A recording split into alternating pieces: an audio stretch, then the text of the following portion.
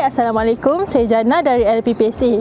Sempena sambutan Tahun Baru Cina, di kesempatan ini kami ingin mengucapkan Selamat Tahun Baru Cina kepada semua kaum Cina di Malaysia dan kepada yang meraihkannya. Tahukah anda, tahun 2026 ini, negeri Johor telah melancarkan Tahun Melawat Johor dengan pelbagai acara menarik di serata daerah di negeri ini. Seiring dengan pembangunan pesat di negeri Johor, LPPSA turut menawarkan pelbagai rumah lelong di lokasi yang strategik dengan kemudahan awam yang lengkap sesuai untuk mereka yang mencari hartanah bernilai dan berpotensi. Jom saya kongsikan dengan anda beberapa pilihan rumah yang strategik dan selesa untuk anda pertimbangkan. Yang pertama, Pangsapuri Desaru Utama, dekat kawasan peranginan Pantai Desaru.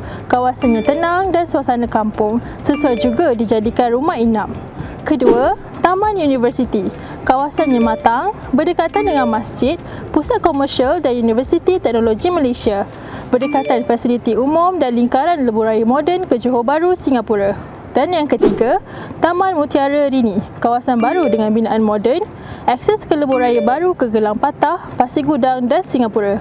Anda juga boleh dapatkan hartanah lain di seluruh Malaysia di portal lelong LPPSA. Sila imbas QR Code sekarang untuk info lanjut dan kita mulakan langkah pertama untuk rumah impian anda.